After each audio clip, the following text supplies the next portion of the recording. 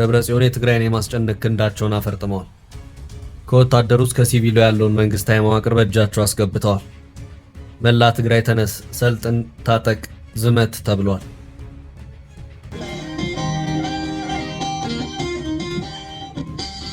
ይህም ባልከፋ የባሰው ግን መጥቷል። ከዚህ ባለፈ ግን አንድ በቀጥታ በሳቸው ትዕዛዝ የሚመራ መንግስታዊ ክፍል ወይም ዲፓርትመንት ግን ትግራይን መተንፈሻ አሳጥቷል።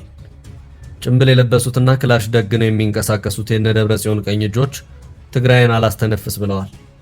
ይህ የትግራይ አንገት ላይ ቆመው ዲፓርትመንት በቀጥታ በደብረጽዮን እንደሚመራና የትግራይ ሰላምና ጸጥታ ቢሮ ኃላፊ ተደርጎ የተሾሙትና በቅጽል ስማቸውም ፍስሐ ማንጁስ የሚባሉት ጀነራል ፍስሐ ኪዳኑ ደግሞ ይህንኑ ተግባር እንደሚያስፈጽሙ በዛሬው ዕለት ይፋ የወጣው አንድ ዘገባ አመላክቷል። ይህ ሰውኝ ናቸው። ይቻላል ዝሃቴና ናብ ቃልሲ ዝተሳተፍና ግን 4 ተጋደልቲና በትግራይ 17 ዓመታት የትጥቅ ትግል ወቅት ጀምሮ ወታደራዊ መሪ እንደነበሩ ኤርትራ ከኢትዮጵያ ለመገንጠል ታደርገው በነበረው የትጥቅ ትግል ወቅትም ከኤርትራ ታጣቂዎች ጋር በጋራ ሆነው ደርግን እንደተፋለሙም ሲናገሩ ይሰማል። አሁን ደግሞ በደብረጽዮን ቢሮ ስር በቀጥታ ከተቋቋመው የአስግዶ ወታደራዊ ምልመራ ቢሮ ጋር አብረው እየሰሩ ነው። ወጣቶች በቀንም በሌሊትም ጭንብል በለበሱ የህወሓት ታጣቂዎች ታፍነው ወደ ወታደራዊ ካምፖች እየተወሰዱ መሆኑን በዛሬው ዕለት ቢቢሲ ሰፋና ተንተና አድርጎ አስነብቧል። የብርጋዴር ጀነራል ምግብ ኃይል ወጣቶች ለምን ለጦርነት እንደተፈለጉ የማስረዳቱ የፕሮፓጋንዳ ስራም እንደቀጠለ ነው። ረጊጽና ያዘለና መሬት ካፍቶም ብሔራዊ ሃርበኛታት ተጋሩ ቃልሲ ኣብ ምጅማር ዝለዓለ ተራ ዝነበሮም ናይ ንበል ዝተሰውኡሉን ዝተቀበሩሉን ጎቦታት ኢና ዘለና። ትግራይን ካስጨነቀ የጦርነት ድባብና ኢኮኖሚ ፈተና ባሻገር የዜጎች አፈሳ እጅግ ፈታኝ ሆኗል። የክልሉን ነዋሪዎች በማነጋገር በእርግጥ በአሁኑ ሰዓት በደብረጽዮን አገዛዝ በትግራይ እየተካሄደ ያለው የመሬት ሁኔታ ምንድነው የሚለውን በተመለከተ ቢቢሲ አንድ ሰፋ ያለ መረጃ አስነብቧል። ቢቢሲ እንዲህ አለ። ግንቦት 17 ቀን 2018 ዓ.ም በአብይ አዲ ከተማ አቅራቢያ በሚገኙ ሁለት የወርቅ ማዕድን ማውጫዎች አባግባና ሩባ ከዛ በሚባሉ አካባቢዎች የትግራይ ኃይሎች አርሚ 60 አባላትና ፊታቸውን የሸፈኑ ታጣቂዎች ከ700 በላይ ሰዎችን እንዳፈሱ ከተጎጂዎች ቤተሰብ ተረድቻለሁ። ቢቢሲ ይህንኑ ዘገባውን በመቀጠል የአራት ልጆች አባት የሆነው አቶ ሰለሞን ኃይለማርያም በአብይ አዲ ከተማ ለሌሎች ሰዎች ድንጋይና አሸዋ በአህያ በመሸከም የቀን የጉልበት ስራ ሰርቶ በሚያገኘው ገንዘብ ልጆቹን ያሳድግ ነበር። ነገር ግን እንደተለመደው ለስራ ከወጣ በኋላ ከዛ በኋላ እሱና ያጎቱ ልጅ ወደ ቤት ሳይመለሱ ቀሩ። ባለቤቱ ወይዘሮ መድረክ ኪዳነ ማርያም ሰኞ ዕለት ወደ ስራ እንደሄደ ጠዋት 3 ሰዓት ላይ ነው የወሰዱት። የምሰራበት ቦታ መንገድ ዳር ስለሆነ በግዳጅ ታፍሰው በመኪና ሲያልፉ አየሁኝ። እዚህ መኪና ላይ ያለ ሲሉኝ 500 ብር ተበድሬ ስጡልኝ ብዬ ሰጠኋቸው ብላለች። ከዚያም በኋላ ባለቤቷ ከማይቅንጣል አልፎ ወደሚገኝ ወታደራዊ ማሰልጠኛ እንደተወሰደ መረጃ እንዳገኘችም ትገልጻለች። በጣም ተጨንቀናል። ልጆቹን አፍቀውታል። አባታችን እያሉ እያስቸገሩኝ ነው። ልጆቹን የሚረዳ አንድም የለም። ሰለሞንም ልጆቹን ትቶ እዚህ ውስጥ የመግባት ፍላጎት የለውም። በኃይል ነው የወሰዱት። ሌላም ባለ ታሪክ ዘካሪያስ ከወርቅ ማውጫ አካባቢ ፊታቸውን በሸፈኑ ታጣቂዎች በኃይል ከታፈሱ በመቶዎች የሚቆጠሩ ወጣቶች መካከል አንዱ ነው።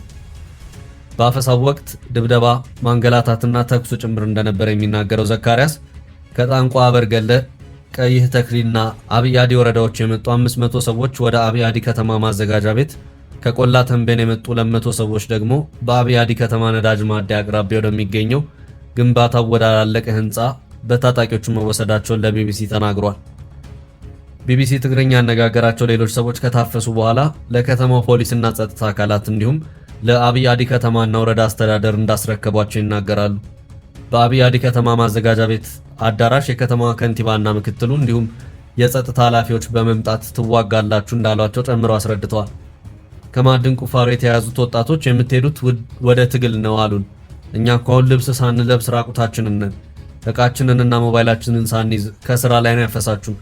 ልብሳችንን እንኳን እንልበስ ስንል የያዙንን ሰዎች ጠየቅናቸው። እነሱ ግን አያገባንም አትሄዱም አሉን ሲሉም ተናግረዋል። ትግራይና የትግራይ ወጣቶች እንደዚሁም ወላጆች በዚህ ደረጃ ተጨንቀዋል። ደብረጽዮንና ጓዶቻቸው ደግሞ ለምከታት አስፈልጋላችሁ፣ ግዛታችን በጠላት እንደተያዘ ነው፣ ማስመለስ አለብን፣ ተፈናቃዮቻችንን ወደ ቀያቸው የምንመልሰው ተዋግተን ነው እያሉ ነው። እናም የጦርነት ዝግጅቱ ከግዳጅ ወታደራዊ አፈሳው ጋር አብሮ በትግራይ እንደቀጠለ ነው። ሌተናል ጄኔራል ታደሰ ወረደን ገለል አድርገው የትግራይን መንግስታዊ ስልጣን በጉልበታቸው የተረከቡት ደብረጽዮን ገብረ ሚካኤል በአሁኑ ሰዓት መላ ትግራይን እያስጨነቀ ያለውን ወታደራዊ አፈሳ በተመለከተ በቀጥታ በእሳቸው ትዕዛዝ የሚወርድለትና ክትትልና ቁጥጥር የሚያደርገው ዲፓርትመንትም በእሳቸው ቢሮ ስር የሚገኝ መሆኑ ታውቋል። በደብረጽዮን ገብረ ሚካኤል የሚመራ አዲስ ማዕከላዊ እዝ አሁን በትግራይ ክልል እየተፈጸመ ያለውን ወጣቶችን በአስገዳጅ ወደ ውትድርና የማሰለፍ ዘመቻ እየመራው እንደሚገኝ ቢቢሲ ከምንጮች ያገኘውት መረጃ አመላክቷል ሲል በዛሬው ዕለት ባስነበበው ረዘም ያለ ሪፖርቱ አመላክቷል። በደብረጽዮንና ጓዶቻቸው ገለል የተደረጉት የጊዜያዊ አስተዳደሩ ፕሬዝዳንት ሌተናል ጄኔራል ታደሰ ወረደ በአሁኑ ሰዓት ድምጻቸው እየጠፋ ነው። ትግራይ መኖራቸው ቢታወቅም ያሉበት ደረጃ ምን አይነት ሁኔታ ላይ ነው በሚለው ዙሪያ ግን ይህ ነው ሊባል የሚችል መረጃ እየወጣ አይደለም። የትግራይን ሙሉ መንግስታዊ መዋቅር ከላይ እስከ ታች የተቆጣጠሩት ደብረጽዮን ለጦርነት ከፍተኛ ዝግጅትን እያደረጉ ነው ከሚባሉት ጡረተኛ ጄኔራሎቻቸው ጋር ስራ በዝቶባቸዋል። ስብሰባው፣ አፈሳው፣ ወታደራዊ ስልጠናው ተበድለናል በሚለው ዙሪያ የሚያጠነጥነው የፕሮፓጋንዳ ስራው ተጠናክሮ ቀጥሏል። ትግራይ ክፉኛ ተጨንቃለች። ከአፈሳው ጋር በተያያዘ ወጣቶች ከቦታ ቦታ መዘዋወር አልቻሉ።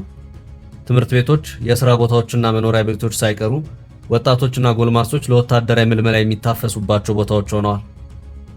ወጣቱና ወላጆች ያለፉትን 2 ዓመታት የእልቂት ጦርነት በመረዳት ዳግም ጦርነት አንፈልግም፣ አንዋጋም፣ ልጆቻችንንና አባሎቻችንን አንልክም እያሉም እንደሚገኙ ቢቢሲ እዚያው ትግራይ ነዋሪዎችን በማናገር በዛሬው ዕለት ሰፋ ያለ ዘገባውን ያስነበበበት ሁኔታ ታይቷል። ደብረጽዮን ስልጣን አይገባውትም የተባሉባቸውን ጊዜያት በቁጭት እየተወጡ ይመስላል።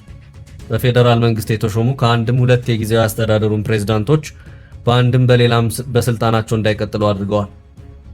በመጨረሻም የመጣ ይምጣ በሚልም አሁን መላ ትግራይን ጠቅልለው ይዘው በዘመቻ ዝግጅት ላይ ናቸው። ራስን የመከላከልና የመመከት ዘመቻ ነው እየተባለም ነው። እንደሚታወሰው የፕሪቶሪያውን ስምምነት ተከትሎ ደብረጽዮን ገብረ ሚካኤል አዲስ አበባ ደጋግሞ ተመላልሰዋል። በተለይ ደግሞ ከቀድሞ የትግራይ ጊዜያዊ አስተዳደር አቶ ጌታቸው ረዳና ጓዶቻቸው ጋር በተያያዘ የደብረጽዮን የ4 ኪሎ ምልልስ በርትቶ እንደነበር የቀደሙት መረጃዎች ያመለክታሉ። ደብረጽዮን ጊዜያዊ አስተዳደሩን በፕሬዝዳንትነት ለመምራት ሲያደርጉ የነበረው የ4 ኪሎ ደጅ ጥናት ነው በማለት በጊዜው የተለያዩ የትግራይ ፖለቲካ አክቲቪስቶች ጠንከር ያሉ ሂሶቻቸውን ሲያወርዱባቸውም ነበር። ይህ ሰው ለብዙ ዓመታት ስልጣን ላይ ቆዩ ናቸው። ከፌደራል መንግስቱ የሚኒስትርነት ቦታዎች እስከ ትግራይ ክልል ፕሬዝዳንትነትም ድረስ ረጅም ጊዜ ስልጣን ላይ ቆይተዋል። በፓርቲ አመራር ውስጥም ብዙ አሳልፈዋል። ለምን ጡረታ አይወጡም? ራሳቸውን ስለምን ከፖለቲካው አያገሉም ሲባልም ከርሟል። እሳቸው ግን ለዚህ ጆሮም የለኝ እንዳሉ ይገኛሉ። ደብረጽዮን አጥብቀው የጠሉትን የፕሪቶሪያውን ስምምነት ቀሪ አድርገዋል። በፕሪቶሪያው ስምምነት መሰረት የትግራይ ጊዜያዊ አስተዳደር ፕሬዝዳንት ሹመት የሚመለከተው ጠቅላይ ሚኒስትሩን ነው። ደብረጽዮን አብዝተው የ4 ኪሎን የረገጡትም ከዚሁ ጋር በተያያዘም ነው። ሆኖም ጠቅላይ ሚኒስትሩ አይሆንም በማለት ደብረጽዮን ላይ ፊታቸውን አዞሩባቸው። የፌደራል መንግስት ህገወጥ ባለውና በ2013 የተካሄደው ምርጫ ደብረጽዮን የክልሉ ርዕሰ መስተዳደር ተደርገው ተሹሞ የነበረ መሆኑ የሚታወስ ነው። ዛሬ ያንን ህገወጥ የተባለውን ምክር ቤትና መንግስታዊ መዋቅር ወደ ነበረበት መልሰው ደብረጽዮን ማን ይነካኛል እያሉ ነው። የክልሉ መንግስት እንዲፈርስ የተደረገው በጊዜው የደብረጽዮን ፕሬዝዳንት ሆነው የተሸሙበትን የዛሬ 6 ዓመቱን ምርጫ የፌደራሉ መንግስት ህጋዊነት የሌለውና ቀሪ መሆን ያለበትም ነው ሲል አቋም በመያዙ ነበር። ከ2 ዓመታቱ ከባድ ጦርነት በኋላ ወደ ፕሪቶሪያዊ ሰላም ስምምነት ሲኬድ የፌደራሉ መንግስት ከያዛቸው ጠንካራ የመደራደሪያ አቋሞች መካከል አንደኛው ያለ ፌደራል መንግስት ዕውቅናና ይሁንታ የተካሄደው የትግራይ ክልል ምርጫ ውጤት ይሰረዝ፣ ምክር ቤቱም ይፍረስ የሚል ነበር።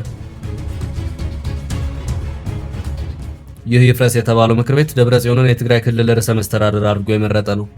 በጊዜውም መንግስት ወታደራዊውን የኃይል ሚዛን የጨበጠ በመሆኑ ህወሓት ይህንን እውነታ ተቀብሎ በዚሁ ስብሰባ ላይ ፊርማውን መኖርም ነበረበት። እናም ወደ ፕሪቶሪያ ያመሩት ጀነራል ጻድቃንና አቶ ጌታቸው በፌደራል መንግስቱ የቀረበውን ጠንካራ የመከራከሪያ አቋም ተቀብለው በዚሁ የፕሪቶሪያው ሰነድ ላይ ፊርማቸውን አኖሩ። ተደራዳሪዎች ወደ መቀሌ በተመለሱበት ወቅት ደብረጽዮን ምንም አላሉ። ሆኖም ጠቅላይ ሚኒስትሩ ሲጠበቁ የነበሩትን ደብረጽዮንን ቀሪ አድርገው አቶ ጌታቸውን የጊዜያዊ አስተዳደሩ ፕሬዝዳንት አድርገው መሾማቸውን ተከትሎ ግን ጸቡ አንድ ብሎ ተጀመረ። ደብረጽዮን እኔ እያለሁ ምን ሲደረግ አሉ። በትግራይ ውጥረቱም የበለጠ እየጨመረ ሄደ። ዳኙን በማለት የ4 ኪሎ ምልልስም ቀጠለ። ጠቅላይ ሚኒስትሩም ደብረጽዮንን ተቀብለው የፈለጉትን የርዕሰ መስተዳደርነት ስልጣን ሊሰጡ አልቻሉ። አይሆንም በሚል የስልጣን ማማውን በር ዘጉባቸው። ደብረጽዮን በፕሪቶሪያው ስምምነት መፈረም በእጅጉ ተቆጩ። እናም የደብረጽዮን የ4 ኪሎ ምልልስ ስኬት አልባ የመሆኑ ጉዳይ እርግጥ እየሆነ መሄዱ የትግራዩን የስልጣን ግብግብ እያናረው መሄዱን ተከትሎም 4 ኪሎ አቶ ጌታቸውን ወደ 4 ኪሎ ስቦ ሌላ አዲስ ሰውን መሾም ግድ አለው። በዚህም ወቅት ቢሆን አቶ ጌታቸውን ተክቶ ማን ትግራይን ሊመራ ይችላል የሚለው እንደዚሁ ጥያቄ ነበር። በዚሁ የሹመት ሂደት ውስጥ ደብረጽዮን ታልፈው ሌተናል ጀነራል ታደሰ ተቀለሉት። ጀነራል ታደሰ ጠቅላይ ሚኒስትሩ የፌዴራል መንግስት ባለስልጣናትና ዲፕሎማቶች ባሉበት የተሰጣቸውን የኃላፊነት ዝርዝር ሰነድ ፈርመው በመቀበል ጉዞ ወደ መቀሌ ያሉ። በዚህ መሃል ግን አቶ ጌታቸው ረዳ የትግራይ ጊዜያዊ አስተዳደር በነበሩበት ወቅት ያልታዩ ክስተቶች መታየት ጀመሩ። ከአዳዲሶቹ ክስተቶች መካከልም ይፋዊ በሆነ መልኩ አዳዲስ ወታደራዊ ስልጠናዎችን በመስጠት በስፋትና ተከታታይነት ባለው መልኩ ማስመረቅ አንዱ ነው። ህወሓት የቀደሙትን መንግስታዊ መዋቅሮች በራሱ ሹመኞች መቆጣጠር ደግሞ ሌላኛው አካሄድ ነበር። በሂደትም ጀነራል ታደሰ ጣፈንታቸው ደርሶ በደብረጽዮን ገለል ተደረጉ። የሌተናል ጀነራል ታደሰ ወረደን ገለል መደረግ ተከትሎ የትግራይ አካሄድ ሙሉ በሙሉ መልኩን ቀየረ። ትግራይን መሰረት ያደረጉት የክልሉ ሚዲያዎች ቅኝት፣ ጦርነትና የጦርነት ጉዳይ ሆነ። አሁን ለወጣቶች የገፍ አፈሳ በግንባር ቀደምትነት ስማቸው እየተነሳ የሚገኘው ደብረጽዮን ገብረ ሚካኤልና የትግራይ ክልል ሰላምና ጸጥታ ቢሮ ኃላፊ የሆኑት ፍስሐ ማንጁስ ናቸው። ጀነራል ፍስሐ ኪዳኑ ወይም ፍስሐ ማንጁስ የሚባሉት ወታደራዊ አመራር የፕሪቶሪያን ስምምነት ተከትሎ የህወሓት ታጣቂዎችን ትጥቅ መፍታት የሚለውን ሐሳብ አጥብቀው ሲቃወሙ የነበሩ ናቸው።